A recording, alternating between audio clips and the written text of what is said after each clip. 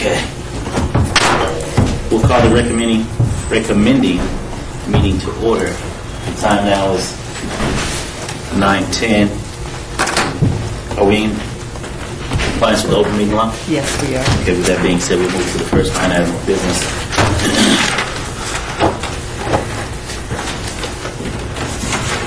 Which is bill number 2011-24, repeals outdated provisions of the municipal code relating to the radio reception, interference, and shortwave receivers in vehicles, proposed by Brad Durbin. Staff? Yes, committee members. This bill repeals two chapters in our municipal code that have been around a long time, one since 1930 and the other since 1934. They just deal with topics, radio reception, interference, and shortwave receivers in vehicles that have passed their time. We occasionally get phone calls from members of the public saying, why do you still have these on the books? And, of course, we don't have a good answer for that. And so this bill combines the repeal of both these chapters. We run their provisions by detention and enforcement and by Metro and by the fire department, as well as the building and safety department, and none of them have any issue with them being repealed, or for that matter, knew they existed. So we recommend approval. Okay. I'm sorry? Yeah, we better wait. Well, I can open up public comment. Is there anyone wishing to speak from the public on this item? If so, please come forward and state your name for the record. Seeing none, we were on a short recess momentarily.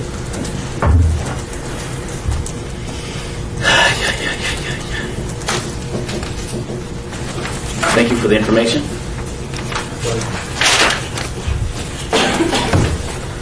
Very helpful.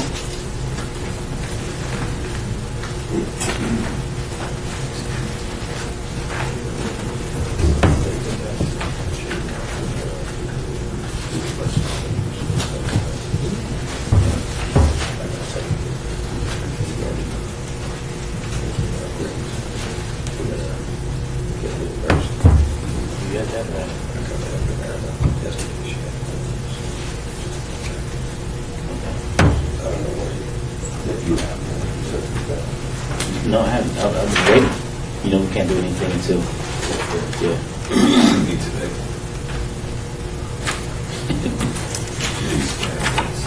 I'm not sure if I should go get a Jack and Coke or a bottle of water. Start the water.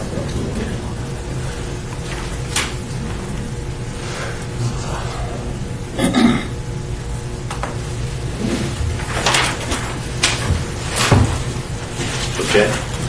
So we've just closed public comment. You want a motion? Please. Okay, I read the material, and I'll make a motion to send to the City Council with a recommendation to pass. All in favor? Aye. Ayes have it. So moved.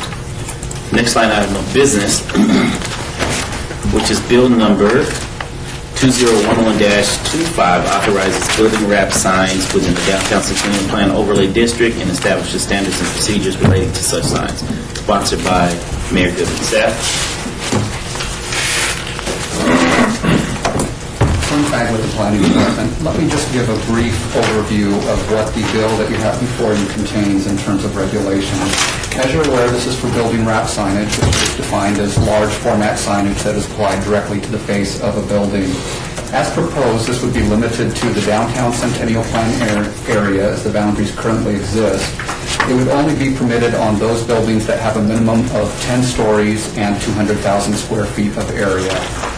And those standards are not waivable. In terms of some of the other restrictions that are in place relative to this, let me first talk about the approval process. First of all, in order to have building wrap signage, an applicant would need to submit for a master sign plan application, which would then go before Planning Commission and may be required to go before City Council. For any building wrap signage that would be proposed within any of our special signage districts, which is our downtown casino overlay, our entertainment district, or the scenic byway overlay, that application would also have to go before our downtown design review committee as well. There is a provision within the ordinance that would allow off-premise messaging on building wrap signage. In addition to having a master sign plan approved, if you're going to have any off-premise messaging, as it's written currently, a special use permit would also be required. And so we would hold building wrap signage to the same standard as our standard billboards in terms of having to have a special use permit. One of the things that has been removed from the ordinance since it was originally proposed is there was a provision that staff had included in the ordinance that would have not allowed both a billboard and building wrap signage on the same parcel. Based on the comments that we received, that restriction has since been eliminated, and I just wanted to make sure that that was on the record. There are other restrictions relative to building wrap signage in terms of illumination and orientation contained in the body of the ordinance. And then in terms of the maximum number, they would be allowed to have a 3 maximum per building, per property, and 1 per building elevation. So only 1 building wrap sign per elevation with a 3 maximum per property. And so that's the bill that you have before you in terms of how it's currently proposed. With that, I will turn it over to any questions of staff at this time. Is there anyone else you're wishing from staff to speak? If so, please come forward.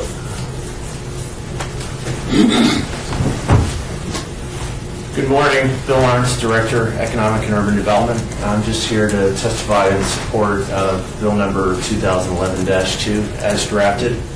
I think it is a practical approach to introducing a new element for downtown business and supporting business. I do believe that some of the changes that Flynn had mentioned do address some concerns that have been presented. And we think it's a pro-business approach, and it's a practical first step. In the future, should private business owners and property owners want to self-regulate themselves, they can certainly choose to do so through a business improvement district or other means.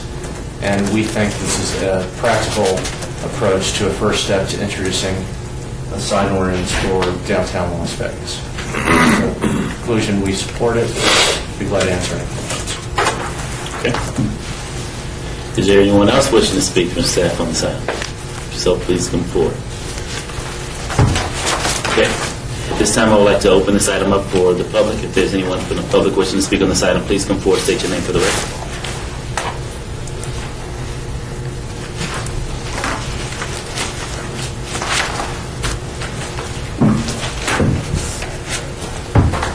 Thank you, Mr. Chairman, Councilman. Russell Rowe with law firm Griffin, Rowe and Nave on behalf of Boyd Gaming Corporation. And I apologize in advance because being up at the legislature and coming down here, I got confused on your procedures on whether we can formally submit amendments and how we actually procedurally do that. So I did forward amendments to both of you previously, and I have additional copies here if anyone would like to see them. So You can just if I should hand them. submit to the clerk. Great, thank you very much. Thank you, Mr. Chairman. Boyd Gaming, as you know, has been in downtown Las Vegas over 35 years with 3 properties downtown. They've been a long-time partner of downtown with the city and have every intention to be here another 35 years. We have a lot invested downtown, and we're big supporters of downtown redevelopment and doing everything we can to improve downtown. And we also don't want to see downtown go in the wrong direction. And 90% of this proposed ordinance we're okay with. We don't necessarily oppose building wraps. We understand the value that building wraps can bring, both in terms of just pure monetary value and in helping change the character of an area through signage. It's been done in other jurisdictions, and building wraps are typically used in conjunction with events going on in a particular area, conventions or other things occurring where the building wrap and the content and the advertising promotes the overall economic activity of that area. What we are concerned with respect to the ordinance, is the inclusion of off-premise advertising. As you know, and as your city attorney can tell you, there are constitutional limitations on controlling content with off-premise advertising. And without having some ability to control that messaging, we think inherently raises a risk that we're not sure is the best direction for the city of Las Vegas and downtown. We're not necessarily saying it's the wrong direction, but we don't know, and we don't think anyone can predict exactly what's going to happen. And as we are today, building wraps are not permitted in the city. They are in the county, as you know, on premise only, but they're not in the city. And so we're a little concerned about going essentially from 0 to 100 miles an hour, and without anything in between, without having any steps in the development of building wraps and introducing them into the city, and how they're going to integrate into downtown and ultimately impact the character of downtown, because they will. There's no question about it. That's their intent, and that's what they're used for. The question is how that's going to occur. We think that's a substantial question for council in your consideration of this ordinance. We want downtown to be a place that attracts not just tourists, but the community to come to. And I'm sure you do as well, and I'm sure everyone downtown does as well. But we are concerned with respect to having off-premise, the lack of controlling that content constitutionally, and then also coupling that with our current economy and the pressures of keeping doors open. You may have read about what has occurred in Los Angeles and Hollywood in particular, where they had a decades-long battle with building wraps. And that was actually during one of the greatest periods of economic growth in our country. And they still had problems with building wraps, to the point where they just banned them last September in Hollywood. So we don't want to see a repeat of that, and we don't want to end up in a situation where the council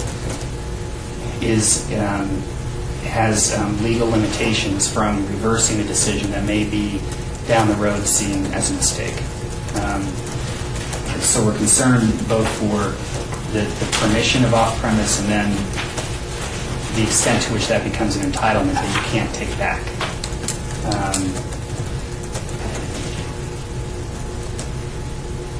There's been discussion, and I've had discussions both privately with folks in the city and just reading about building wraps in general in other jurisdictions, where wraps are used as a means to redevelop communities because of the potential for revenue. And again, we all understand the type of revenue that can be generated with building wraps, and particularly when you go to off-premise. There's a very strong monetary incentive, and if Boyd Gaming were here and thinking only about its bottom line, we'd probably be sitting here in support of full off-premise, because we could do them on 3 of our properties. Or excuse me, at least 2 of our properties. And probably make some decent revenue for the company. But we think longer term, we need to be careful about what we're creating. And if we don't do it right, we're going to be in a situation that's going to end up, in the long run, hurting everybody much more than it helps. We just don't want to see that happen. So we would encourage a much more cautious and thoughtful approach to stepping into this area, which has proven in other jurisdictions to be problematic at times. So we would suggest that we do this in a manner to avoid those problems as much as possible, and do it in a much more thoughtful manner that doesn't just jump from no building wraps to building wraps with full-blown wraps. So in that regard, we've prepared an amendment that we'd like to suggest to the both of you. That would do three things. First, it would prohibit off-premise advertising on the building regs under the proposed ordinance.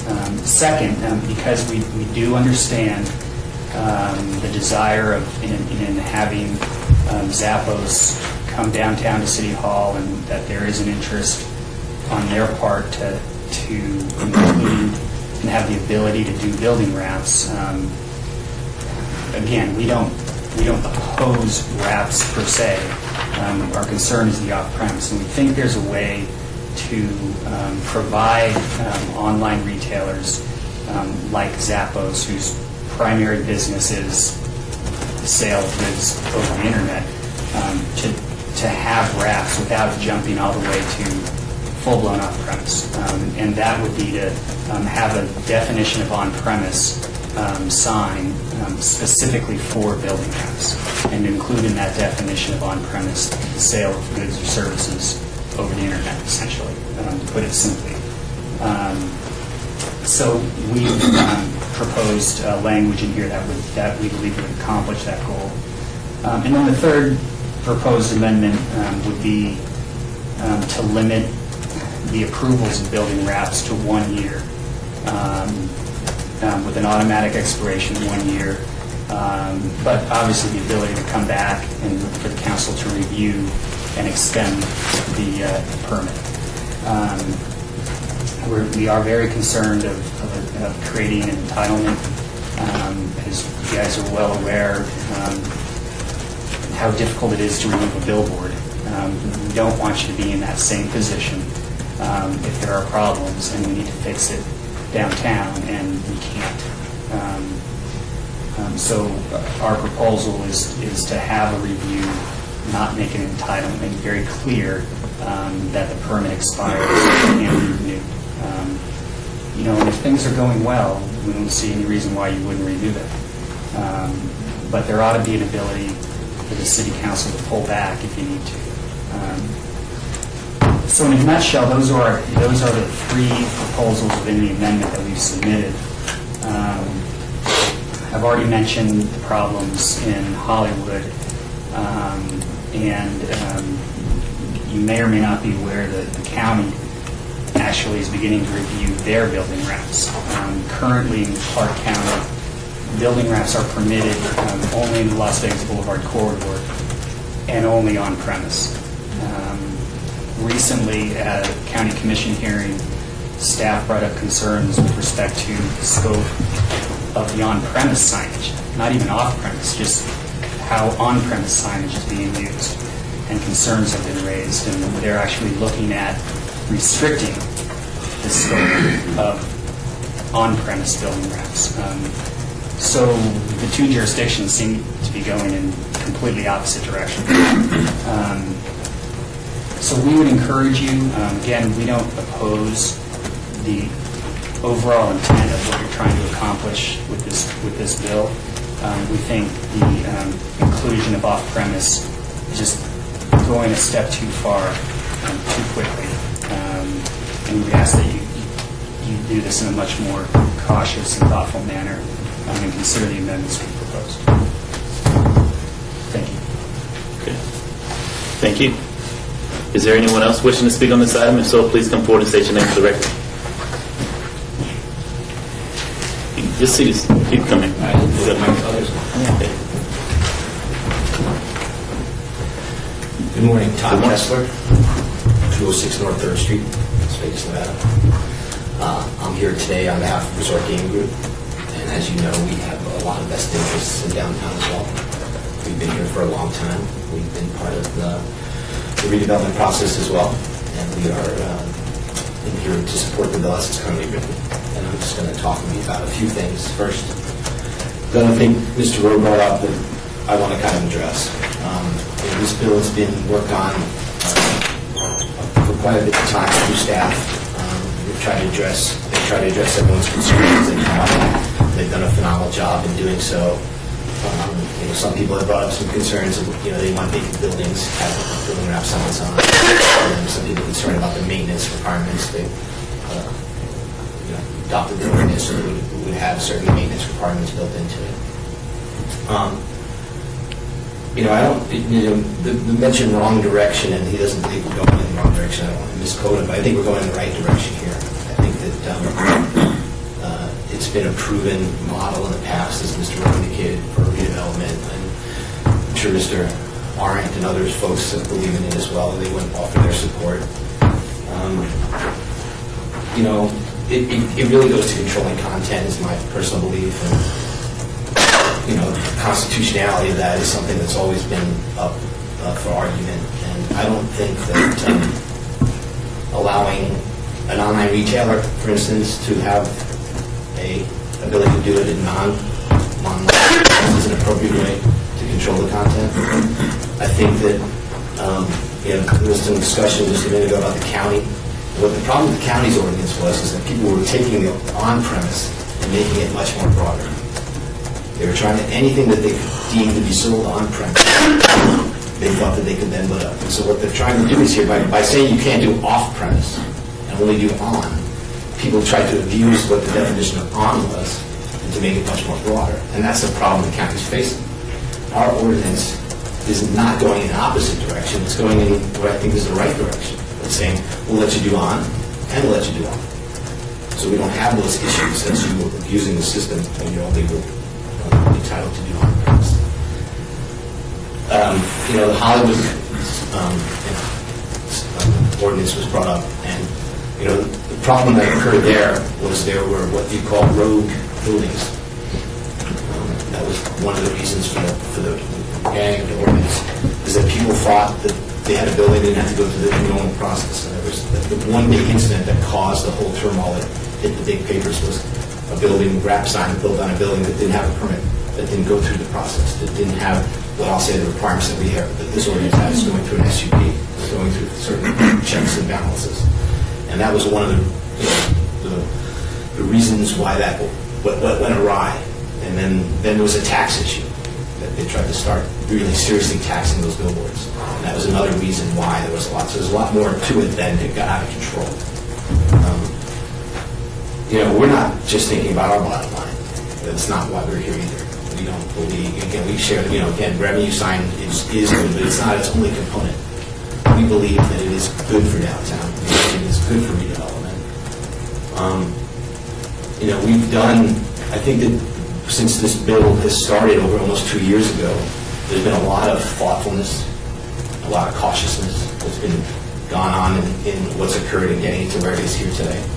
And I think we've taken a long, serious approach. I think staff has as well, about that we don't want certain things occurring, and certain things have been drafted in the ordinance so that certain things don't occur. The amendment that was put forth, we would oppose that amendment. We would oppose first only giving online retailers the ability to do off-premise. We would oppose the 1-year restriction. The cost to put up a system to handle this type of signage is a dramatic economic cost. But to have that for only 1 year, it's almost impossible to get any return from a business perspective. So we really have a serious problem with the 1-year restriction from that perspective. And again, we believe that on-premise is and off-premise, as it's currently drafted, is the way that it should continue forward. That being said, I have nothing further to say. Okay. If there's anyone else wishing to speak on this item, please come forward and state your name for the record. Be glad to hear from you. Good morning, Patrick Smith on behalf of Clear Channel Outdoor. I just wanted to say thank you to staff, especially Scott Adams and Acting Director Flynn Fagg, for their work in working with our industry in addressing our concerns, as well as the interested parties, Boyd and Resort Gaming Group. We had some concerns initially, and they've addressed those. We're in support of the ordinance as it stands. Hopefully, we'll be involved as this progresses, and we look forward to working with them in the future. That's all we have. Okay. Thank you. Is there anyone else here wishing to speak on this item? If so, please come forward and state your name for the record.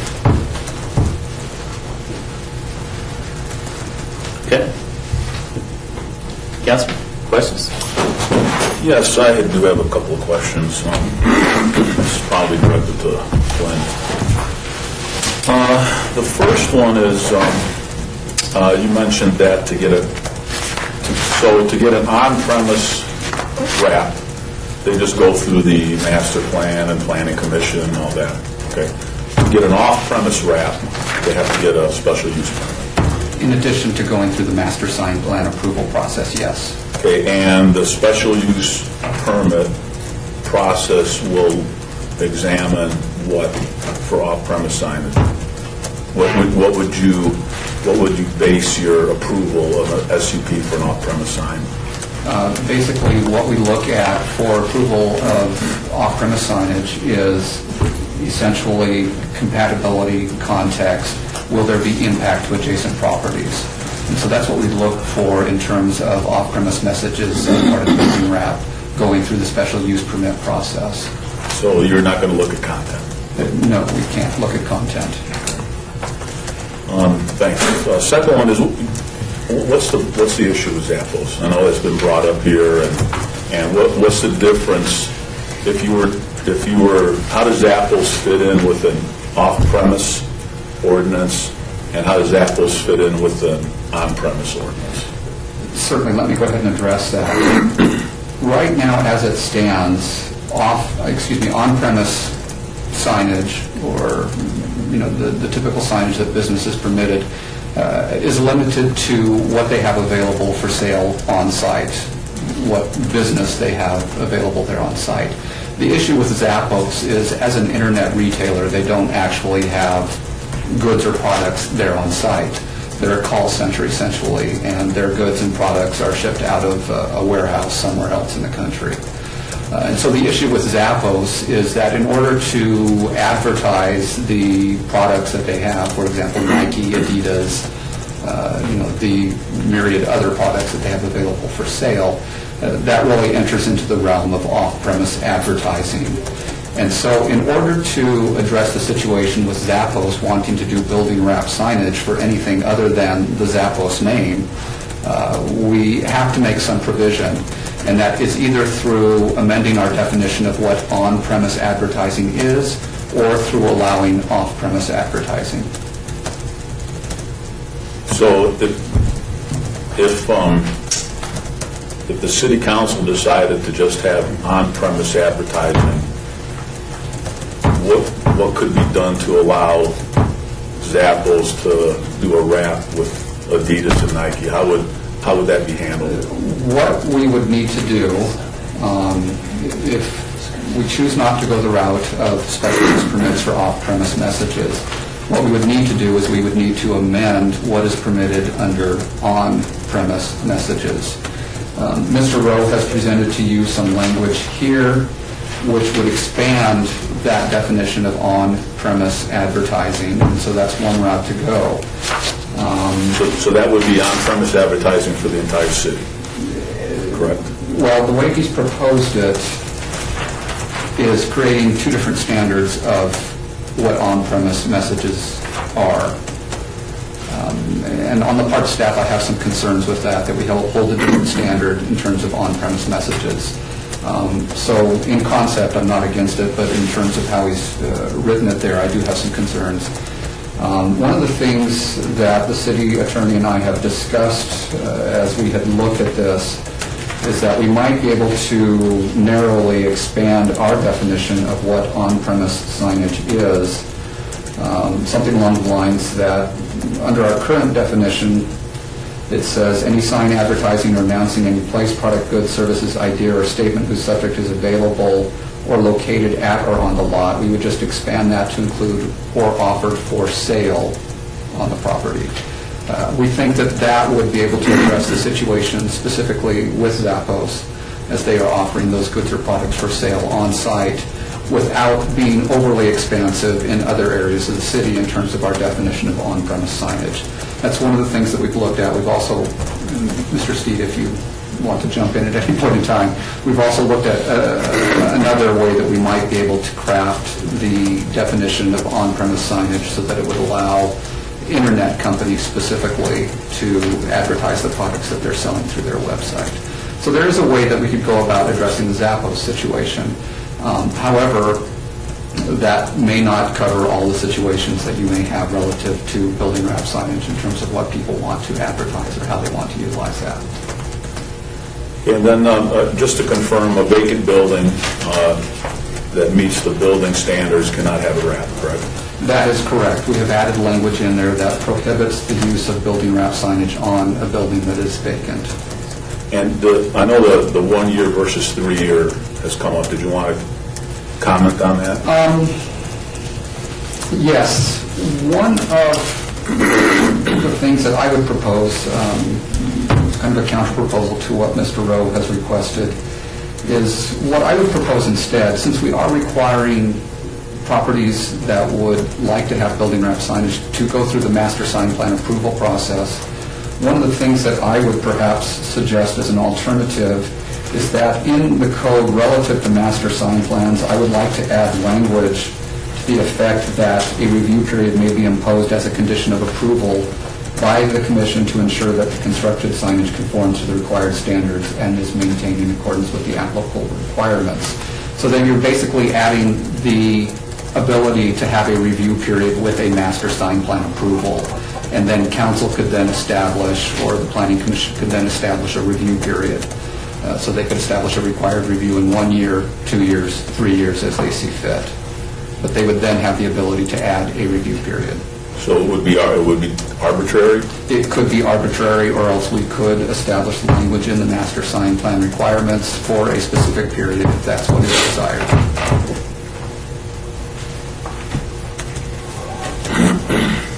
Some comments to make, but I have no questions. Okay, good. Well, this is, I mean, there's valid points on both sides on this. I guess from my standpoint, as I've been thinking about this, and I've talked to quite a few people about it, is basically, first of all, I'm in favor of wraps. I think wraps are a good thing. I think allowing companies that fit the particular building standards should be allowed to have a wrap. So that I'm for that. The question becomes, do the wraps become billboards, just like the thousands of billboards all over the city, or do they become marketing tools for that particular company to market whatever they're selling? So that's in my mind what we're making a decision on. And I guess, and nothing against the billboard industry, but when people drive around town, you see some billboards that say, man, I can't believe they put that on a billboard. It's just, I don't want to pick anything out. But some people are, they look at a billboard and say, that kind of offends me.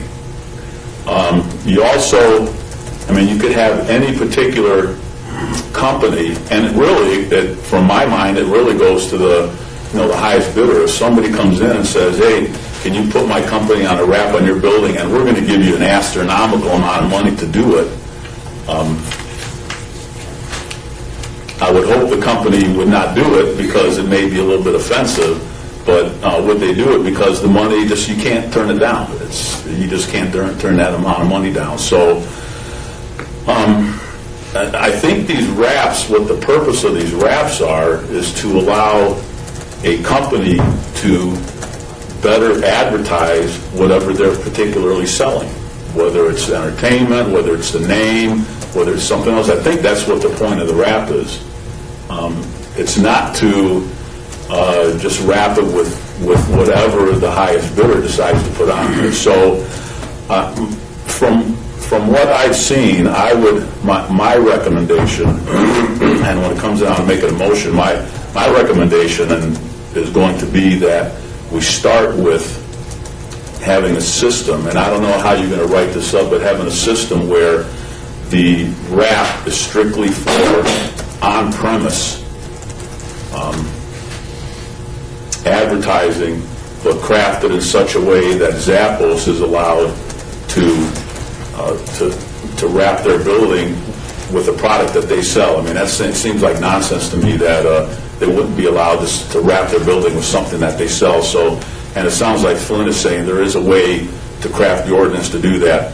When it comes to the period, I mean, Mr. Kessler makes a good point. I mean, you put up a wrap, and a year later, I mean, I'm assuming it's a big deal to put a wrap on a building. I mean, you just don't do that in a couple hours. So I think a 3-year review, to me, is appropriate to allow that wrap to go up, to advertise, and then maybe after 3 years would the city council review it. So that's where I'm kind of focusing my thoughts on this particular item. That's all. Flynn, I have a question for you as well, and also Mrs. Steve, if it's something that you can jump in and share from a content standpoint. Speak to this board in relation to content. You mentioned that we won't have an opportunity or the ability to control the content. Speak to that matter.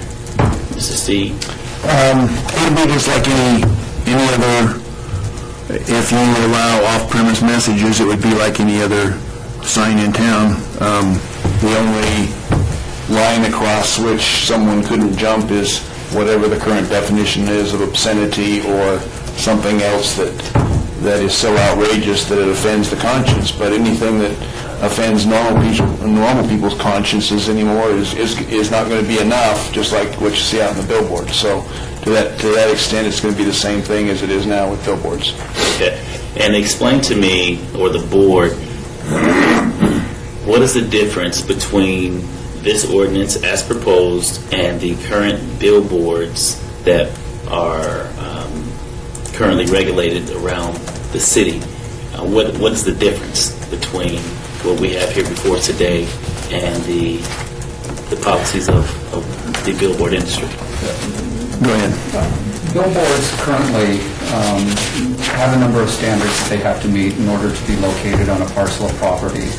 There is a separation distance requirement that's required between billboards themselves. There's also a separation distance requirement from protected uses, residential properties. So there's two standards that they essentially have to meet in terms of location. There's also limitations on billboards in terms of size that's allowable. And then the approval process for billboards, as we've already mentioned, they have to go through a special use permit process. So that, in a nutshell, is the requirements for billboards. With what we're proposing for building wrap signage for off-premise messages, because building wrap is applied directly to the face of the building itself, we don't have the same limitations in terms of separation distance requirements between building wrap, for example, or Top of page 8 is where he's looking right now. we do have some language relative to the orientation of the building wrap relative to residential parcels, and so we've tried to build in some restrictions that would protect residential properties relative to building wrap. But again, because it's confined to the downtown Centennial Plan area, that minimizes a lot of the residential impacts that we would typically have. So from a content standpoint, what is the difference? Is there a difference? There is no difference in terms of the So- content standpoint. So if there were, going back to Councilman's comments as far as those billboards that could possibly be offensive, could ultimately end up on the side of a property downtown with today's ordinance, right? Correct. Okay. That's okay. Let me, one additional question. As far as conversation with the industry, whether it be the resort group or Boyd,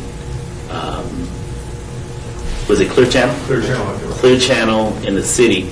Have you all had an opportunity to sit down On numerous occasions. on numerous occasions? Yes, sir. Okay, so this is where we've come to, Yes. as far as everyone's line in the sand for the most? Disagree to disagree. Okay, Well, okay. better part.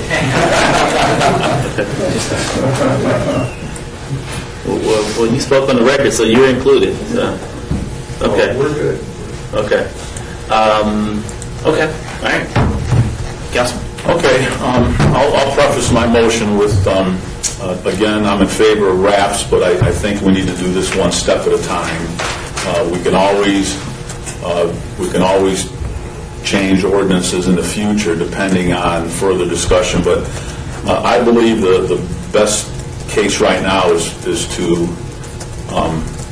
send this ordinance to the city council for a pass recommendation. However, my motion is to change the ordinance in such a way that it only allows for on-premise advertising and takes into consideration a definition of on-premise advertising that would allow an online company to advertise their products that may not necessarily be in the building at the time.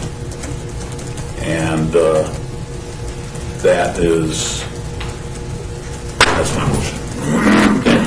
Does that make sense to you guys? Just to be clear? Val? Any discussion about review or time limits or anything like that? Or none? I like the way the review, Okay. the 3-year review, the way it is. I like it. You have any questions, Glenn, about what that means? I don't think. You have the option of sending it forward, hoping that I can capture what you want, or we can bring it back here, whichever you'd like to do. Sometimes we do both of those, so.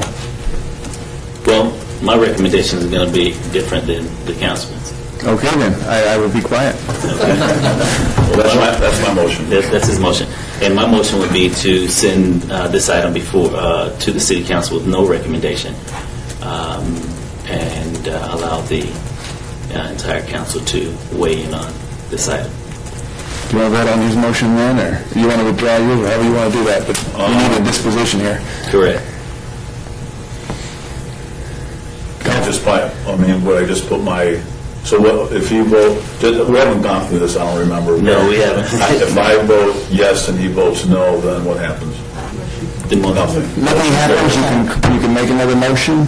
Okay. You will make another motion, whether that's a different result or to send it on without a recommendation. Right. Okay, well, that's my motion. I'll just To do, to do what I said. okay. Okay. All in favor? Aye. Any opposed? Aye. Okay. Then at this point, my motion I guess my motion is to send this to the city council with no recommendation? Correct. Is that Yes, fair? As written. as written. Okay.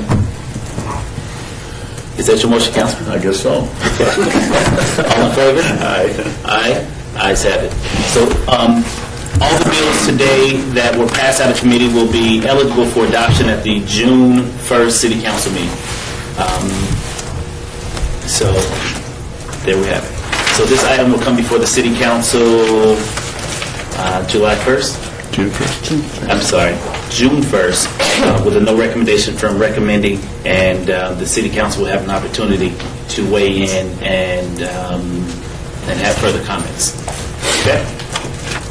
All right. So now we're down to public participation. Anyone from the public wishing to speak on this item, please come forward and state your name for the record. Seeing none? Councilman? Motion to adjourn? All in favor? Aye. Aye. So moved.